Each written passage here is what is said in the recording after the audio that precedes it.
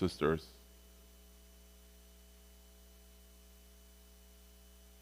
we enjoyed listening to Sheikh Mustafa reciting with a riwayah that's not that common and not that often that you recite, as more commonly that we recite with Hafiz, and today he recited with Warsh and Nafi' من طريق الشاطبية. And let me actually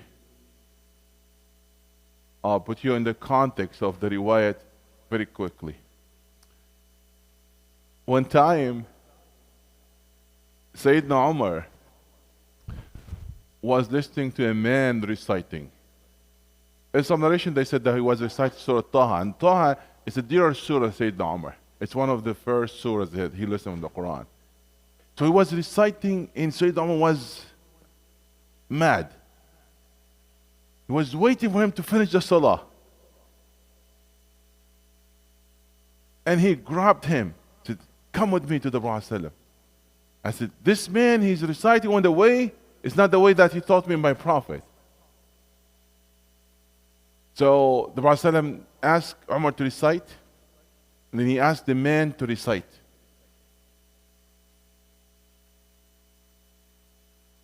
In one narration, they said that he was Al-Harith ibn Hisham. So he recited, and the Prophet said, "أنزل القرآن على سبعة أحرف." The Quran revealed on 7 ahruf. I'm not going to translate that in this moment. فَقْرَأُ مَا تَيَسَّرَ مِنْهُ كُلٌّ شَافٍ كَافٍ. Recite whatever that you have choose. It's all of that suffice.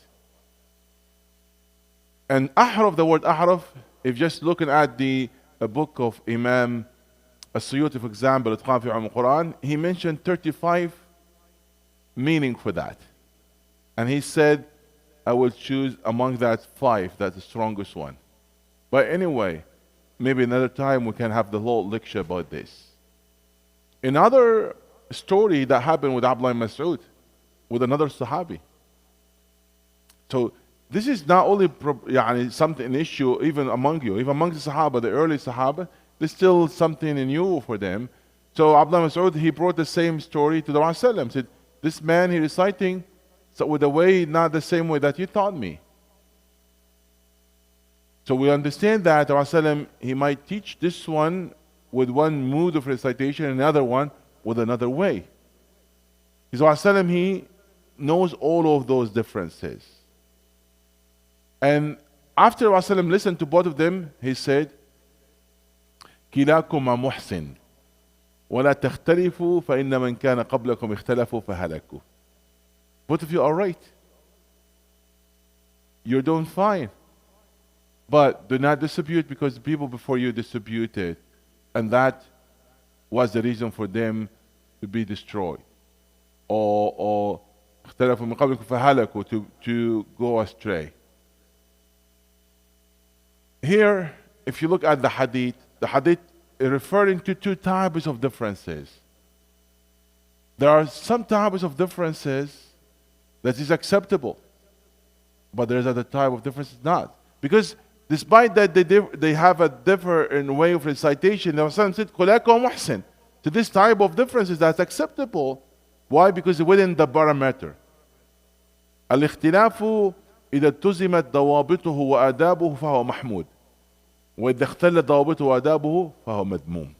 So the Prophet, the first is كلاكم muhsin, because they're within that differences that are acceptable and with the manners. However, if those was not maintained, then that's the negative one. Okay? So الاختلاف قد يكون محمودا وقد يكون مذموما. Because sometimes now we say, oh, الخلاف الشر. There are some scholars that spoke about that, the differences are evil. I collected maybe hardly I found 4. And all like scholars in the past, they said, there's the differences are negative or evil. And the rest of the scholars, when they talk about differences, they said that's mamduh, that is fine, that's acceptable. But actually it's both. It's both. Could be this, it could be that. If you are maintaining the manners and within the parameters, within the area of differences, then it's fine. Otherwise, it's not. Okay? And sometimes actually you might seek the differences. When you come to your brother asking him for advice, said, my brother, could you advise me about this? He will give you exactly the same idea in your mind. Said, no, I want something different. So look over differences to solve your problem, to solve your issue or problem. You need another opinion. So other opinion, yes, could solve matters. It's not always something bad, as long as that is acceptable. But anyway, now coming back to the qira'at. Qira'at, it's a wide subject. And as Muslims, we need to know at least the minimum of that. I think it's important that we assign a time for us to come to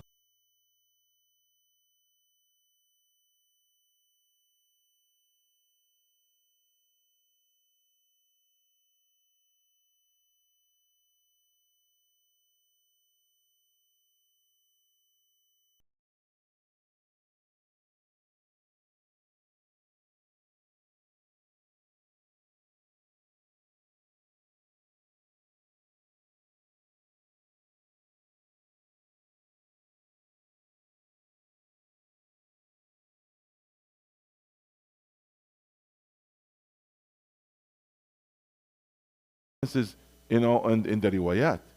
But that's limited to 13 positions in all of those different riwayat. Imam Kisa'i, he collected in his book Mutashabih al-Quran. Because they wrote in one mushaf, Alladhina, the other mushaf, Walladhina. Okay? Because this is how the Rasulullah taught them both. And that's actually one of the miracles of the Quran. Let me just give this example. If I give you watermelon and tell you, please pass this to Muhammad, and Muhammad has to give it to Ali. That's fine, yes? But if I give you very similar, not identical, 2 watermelons, I tell you, please give to Ali, and this give to Muhammad, and they all have to give it to assigned peoples. That started challenging.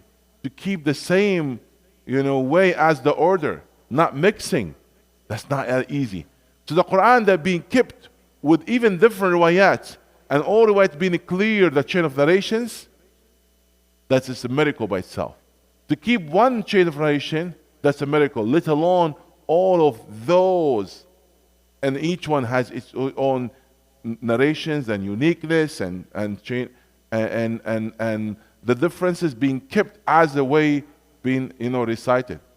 So many of those oriented or those non-Muslims or those that want to attack Islam, sometimes they attack Quran and Islam through the qira'at. So look at that. They said, oh, there's no differences and all like one Quran. Yeah, it's one Quran. It's all of that is one Quran. But there are some differences, that in the riwayat, this is wow, this is a fa, this is huwa, this all of that meant to be and has a reason, and all of that the Prophet taught them from the beginning for reasons, and that's what we want to know, and inshallah we'll assign time for that if you want. بإذن الله سبحانه وتعالى. اللهم علمنا ما جهلنا وذكرنا ما نسينا وفقنا في